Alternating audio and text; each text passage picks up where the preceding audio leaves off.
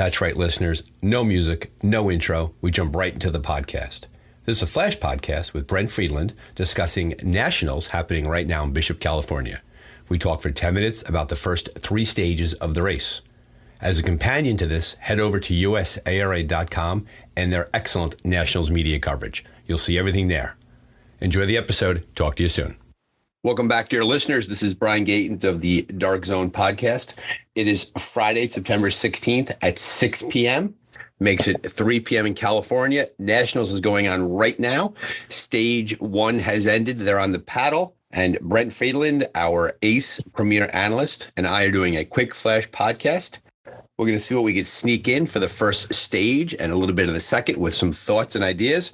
It's been a great Nationals so far. Fun to watch. Kudos to the organizers. Kudos to the media team. Brent, what do you see? What do you say? What do you got out there? Yeah, it's been a super exciting race so far. I will have to lead off my pick for the race. Tahoe, as some people might know, was not able to actually come to the race, which just for me as a dot watcher opened it up, makes it a lot more interesting. And we saw Team Tower, who I think I mentioned is my West Coast dark horse team, really come out strong, and they really led for most of the first stage of the race. I think they have slipped back a little bit, but are still basically in a 3-way tie for second place with Bones and Bend. So that was really exciting. Bones, some of the local favorites had a bit of a tough time on that first bike leg with a couple of nav decisions, but they've recovered really nicely. So that's been pretty exciting to watch.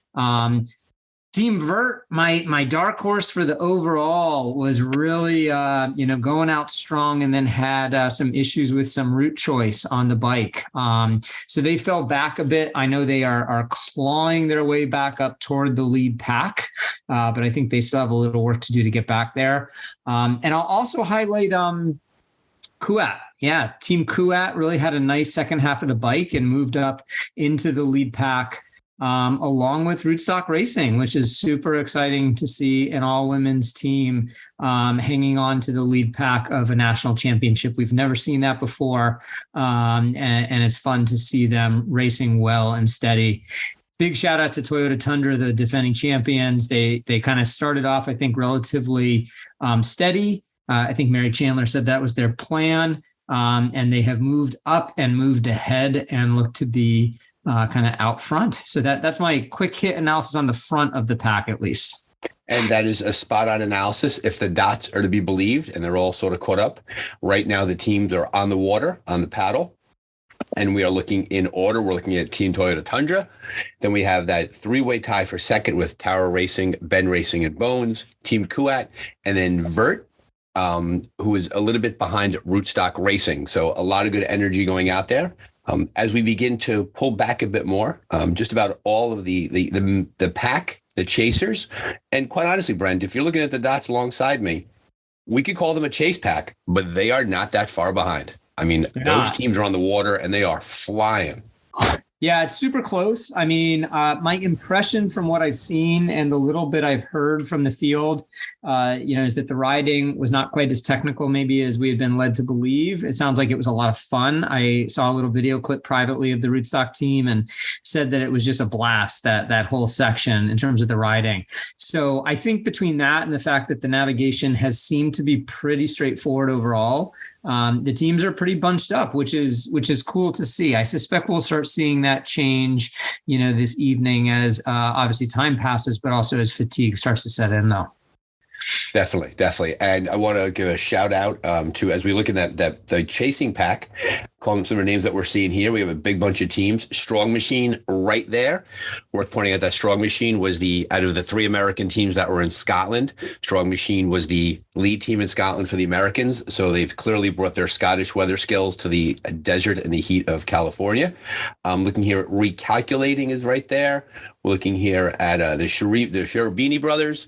Now, want to point out, when you look at the dots, teams have route choice. There's pro points and there's regular points. Brent, talk a bit about that, because going just by the mid-pack, it's safe to say there's some point differences there. That's right. And I wanted to chime in on that. I've already had several conversations over text with, your leader, dear listeners, to point out that sometimes teams look like they're further ahead than they actually are. So remember, we got to remember this is a point-based race, meaning that the thing that really matters most is the points and the point total. So if you're looking at the tracking map, you really want to look at that points total to make sure you're understanding where teams actually are.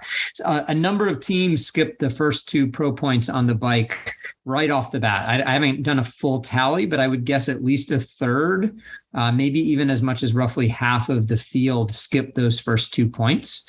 And so that means that even if they are kind of hanging on to the front of the pack, they may actually be behind by a couple of checkpoints. And unless teams in front of them or around them start skipping points, they will not be able to catch up in the point total. I also think that helps explain why the field is still bunched up as much as it is, because we have to remember a number of teams moved forward and probably cut off at least an hour and maybe more of time from their race times to hang with the leaders. That also just reminds us of how fast the top teams in our sport are, that even though a number of teams skip some checkpoints, those leaders are still out front geographically. So if we're using 520 points right now as the maximum amount of possible points that could be earned, that means that the teams have hit every single checkpoint along the way. There are 14 teams on the water that are currently at 520 points. So there's 14 teams that are full course teams, so to speak, as of right now. And right behind that. Is that 14 premier teams or 14 including the all women's and all male divisions? That's 14 in the co-ed. In the female, I'm looking at one in the female will be Rootstock. So that's 15. And in the male, I'm seeing 16, 17, 18 teams. So 18 teams among all 3 divisions are out there, and they are currently full course teams having captured every checkpoint along the way. And a lot of folks are not that far off. There are some teams out there that are struggling. It is a difficult course, but we see a lot of teams performing really well. Yeah. And 18 is half the field, and we're going to see that number drop overnight. I'm quite confident from what they've told us, unless again, they really overestimated how the course, right? They said they expected a few teams to clear it, but I think they really were expecting only the top teams to clear it. I would be interested to know whether the teams are on the time estimates or ahead of them or behind them. I do know from talking to Rootstock last night, now they hadn't seen the maps yet. I think the big question is what to do once they are off the water. They've got this big bike. It sounds like the full bike route is, I think, the impression I get is technical and slow. It'll also probably be into the dark, if not in the dark. You can short course that and head to the canyon. And then the canyon is also supposed to be slow, right? I think they're saying like 6 hours or so for either stage. And I think maybe they're worth the same value. I'm not clear, but that's what Rootstock had suggested last night to me on the phone. So it's a real question for a lot of teams. Do you stick to the full course? Do you skip the bike and go get the canyon?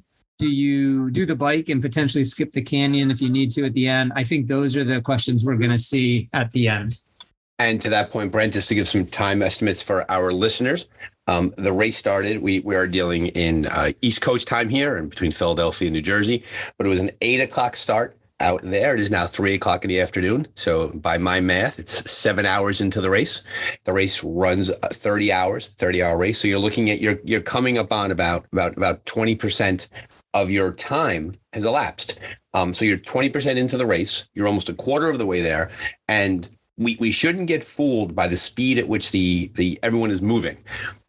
Great trek, fast bike. The bike was really strong. They're on the paddle now.